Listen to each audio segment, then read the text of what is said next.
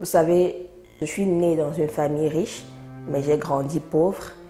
Et je dis ça parce que quand je suis née, ma mère me dit que quand je suis née, c'est quand mon père a commencé à avoir beaucoup d'argent. C'est quand la compagnie de mon père a commencé à grandir partout dans le pays. Et quand on a grandi, quand j'ai commencé aussi à grandir, à ne plus être un bébé, il a perdu tout cet argent-là. C'est pourquoi je dis que je suis née riche, mais j'ai grandi dans une famille pauvre. Et j'ai vu ce que la pauvreté fait. J'ai vu comment être pauvre, ce que ça peut faire, comment les gens te traitent mal, comment les gens abusent de toi, comment c'était difficile pour mes parents de payer les factures, de prendre soin de nous qui étant les enfants, de payer l'école, de payer pour aller à l'hôpital. J'ai vu la souffrance financière de mes parents. Et malgré tout cela, mes parents étaient des parents qui étaient toujours contents, qui étaient happy. Et ça m'a beaucoup marqué. Mais moi, j'ai décidé très jeune, très petite, que je n'aimerais pas être dans cette situation-ci. Je n'aimerais pas finir, avoir les mêmes problèmes financiers que mes parents ont eu. Donc, j'ai fait beaucoup de choses dans ma vie qui m'ont aidé à atteindre la liberté financière. Et je voulais partager ces choses-là avec vous, comme ça vous puissiez aussi peut-être aussi atteindre cette liberté financière-là. Alors, quand j'ai commencé, l'une des choses que je me suis demandé, c'est quel est mon why? Pourquoi je veux avoir la liberté financière? Pour moi, c'était très facile. L'une des grosses raisons d'avoir la liberté financière, c'est parce que je ne voulais pas être maltraitée comme j'étais traitée quand j'étais petite. Je ne voulais pas que les gens viennent piétiner ma tête, m'insultent, que je suis pauvre, que les gens ne me traitent pas bien, me prennent comme une serpillère parce que je suis pauvre. Je ne voulais plus avoir cette même expérience-là. Mais la plus grande raison pourquoi je voulais avoir la liberté financière, c'était surtout pour mes enfants. C'était parce que je voulais laisser un héritage à mes enfants et leurs enfants. Vous savez, les gens qui sont souvent beaucoup riches là, qui sont souvent très riches là, leur argent ne vient pas d'eux. Leur argent vient de leurs parents ou bien des parents de leurs parents, de leurs grands-parents. Et c'est ça que j'aimerais arriver à faire avec ma famille, leurs enfants et leurs enfants. Alors, la deuxième des choses après avoir découvert mon why, c'était avoir un plan. Alors, mon plan pour arriver à ça, pour moi personnellement, c'était de sortir de mon pays. C'était de voyager et partir dans un pays étranger. Déjà pour avoir la mémoire claire, pour être dans un différent milieu. Parce que le milieu où j'ai grandi, c'était toxique. Pour moi, c'était toxique. Pour moi, j'ai pas vraiment aimé ce milieu-là. J'ai pas aimé les gens, la manière qu'ils m'ont traité. C'est vrai que j'ai eu de bons amis, j'ai eu de bonnes connaissances, certains membres de ma famille qui étaient bien, mais il y a aussi ce côté-là, certaines personnes qui n'étaient pas bien et qui ne nous ont pas bien traités. Donc, je voulais vraiment m'éloigner de toute cette atmosphère-là. C'est pourquoi j'ai décidé que je veux quitter mon pays. Et je veux aussi quitter mon pays parce que je sais que au Cameroun, il y a beaucoup de corruption. Il y a vraiment beaucoup de corruption. Je sais que des pays européens, en Amérique, il y a aussi la corruption.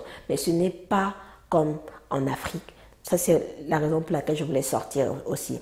Et ça, c'était l'un de mes plans. Alors, le plan pour arriver à ce que je voulais avoir, qu'est-ce qu'il fallait faire? Mon plan, c'était de quitter le pays et aussi mon plan, c'était de me faire de l'argent. Alors, comment j'allais me faire de l'argent? C'était de trouver un travail, commencer un business et faire toutes ces choses-là. Et le plan qui vient après ça, c'était de connaître l'argent. Comment gérer son argent? Parce que tu peux avoir tout cet argent-là qui entre, mais si tu ne sais pas comment le gérer, il va aussi ressortir très rapidement. Donc, je voulais avoir l'intelligence, je voulais avoir la connaissance que les riches ont, qui font à ce qu'ils restent riches pendant longtemps. Donc, je me suis donc beaucoup éduquée, j'ai lu beaucoup de livres sur les finances, j'ai lu beaucoup de livres sur comment sortir de la pauvreté, j'ai lu beaucoup de livres sur comment gérer son argent. J'ai aussi parlé à beaucoup de personnes et c'est ça qui m'a aidée. Après tout cela, la prochaine étape pour moi était de vivre sur le budget. Cela signifie que avant que le mois ne commence, j'avais toujours mon budget. C'est-à-dire que je savais combien d'argent j'ai eu à la fin de mois et combien d'argent je vais dépenser.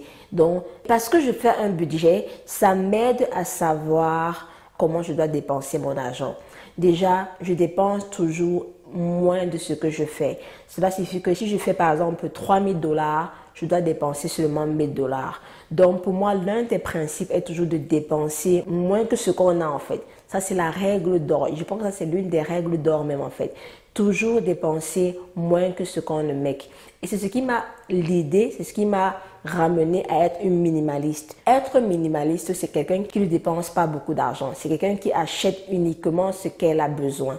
Donc moi, je suis minimaliste. Donc je n'achète que les choses que j'ai besoin. Je n'achète pas les choses que je veux, mais j'achète des choses que j'ai besoin. Je n'ai pas besoin d'avoir 10 000 sacs. Je n'ai pas besoin d'avoir 10 000 paires de chaussures. J'ai mes paires de chaussures que j'ai là, 3, 4, 5. Je n'achète plus une autre. Moi, j'ai des paires de chaussures que j'ai achetées depuis des années. Ils sont toujours là. Et je ne compte pas en racheter d'autres paires de chaussures. Non. Pourquoi? Je suis minimaliste. Je n'achète que ce que je porte, ce que j'utilise et ce que j'ai besoin. Si j'ai 3 paires de talons, je n'ai pas besoin d'une 4e paire de talons. J'ai pas besoin. Donc, quand j'ai su que je dois dépenser moins de ce que j'ai donc décidé qu'il faut que j'ai un emergency fund. C'est-à-dire qu'il faut que j'ai des petites économies qui peuvent m'aider en cas où j'ai une chose qui m'arrive, par exemple. Donc, s'il y a peut-être le gaz qui finit, la voiture qui se gâte, il faut changer la voiture ou bien il faut telle chose s'est gâtée à la maison, il faut réparer. Donc, les choses comme ça, là, il faut que j'ai un peu d'argent de côté au cas où ça se passe. Donc, mon mari et moi, quand on a commencé, on a économisé $1000. On avait $1000 qui était comme notre argent qui reste là. On n'utilise pas, on ne touche pas.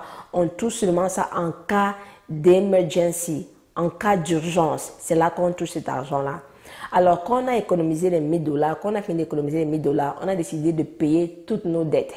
Donc, toutes les petites dettes qu'on avait, l'argent qu'on devait aux gens, l'argent qu'on avait pris pour ci ou bien pour ça, on a décidé de tout payer. C'est parce qu'on sait que la dette n'est pas bonne. On a vu ce que la dette peut faire.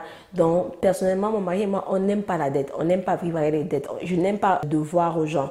Même mon business, je fonctionne avec mon business sans dette. C'est avec mon argent. Je ne prête pas à la banque. Non, avec mon argent. Donc, on n'aime pas la dette. Donc, on a remboursé toutes ces dettes-là. Maintenant, quand on a fini de rembourser toutes ces dettes-là, l'étape suivante qu'on a pris, c'est qu'on a économisé au maximum. Donc, tout l'argent qui entrait de son travail, de mon business, tout l'argent qui entrait là, on faisait le budget, on paye les factures qu'il y a à payer et le reste de l'argent là, on garde, on économise. Alors, après avoir économisé, ce qu'on fait avec l'argent qu'on économise, c'est qu'on investit cet argent-là.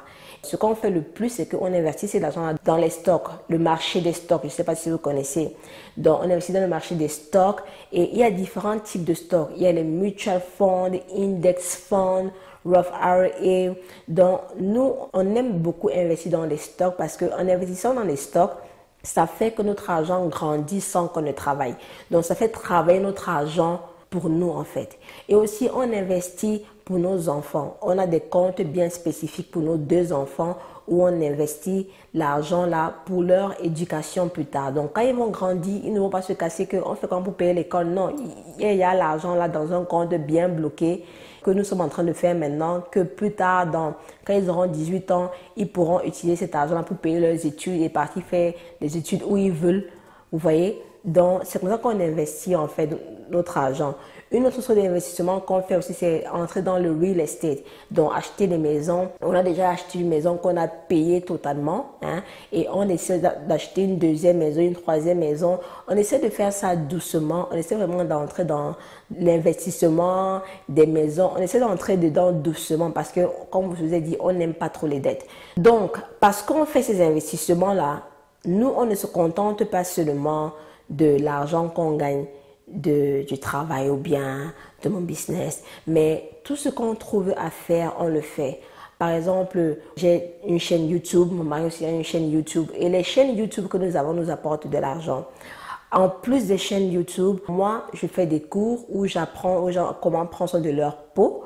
La peau, comment entretenir la peau, comment avoir une belle peau. J'ai des cours dessus. Si tu es intéressé, par exemple, si tu veux avoir une belle peau, j'ai des cours dessus.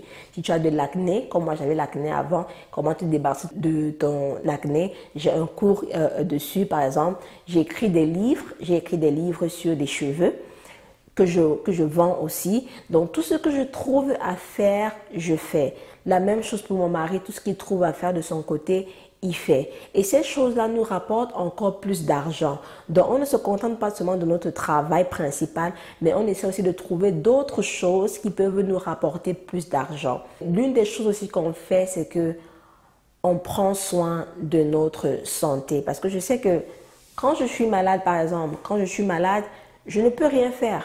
Quand je suis malade, je n'ai pas la force de parler à quelqu'un, je n'ai pas la force de travailler. Même chose pour mon mari. Donc, on prend vraiment soin de notre santé. On essaie de faire le sport tout le temps, on essaie de bien manger, on essaie de prendre nos vitamines, on essaie de partir à l'hôpital chaque 3 mois ou chaque 6 mois pour se faire consulter, pour voir si tout va bien. Donc, on essaie de bien prendre soin de notre corps. Et ça, c'est très important.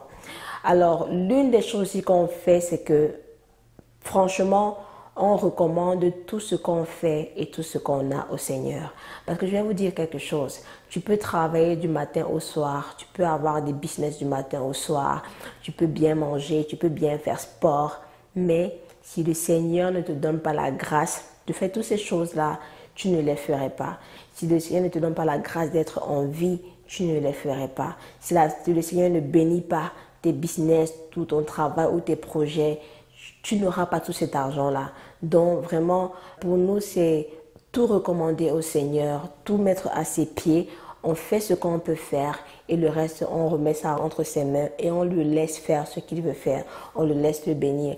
Notre priorité, c'est d'être ses enfants et de marcher comme il demande. Dans ma vie, la vie de mes enfants, la vie de mon mari, je recommande tout cela au Seigneur. Je te recommande vraiment de regarder cette vidéo-ci, ici-là, parce que cette vidéo-ci va non seulement t'apprendre encore à sortir de la pauvreté et être indépendamment financière, à vraiment comprendre tes finances et à savoir comment les gérer. Donc j'espère que tu as aimé encore cette vidéo-ci. On se voit à la prochaine vidéo. Je te fais plein de bisous. Bye bye.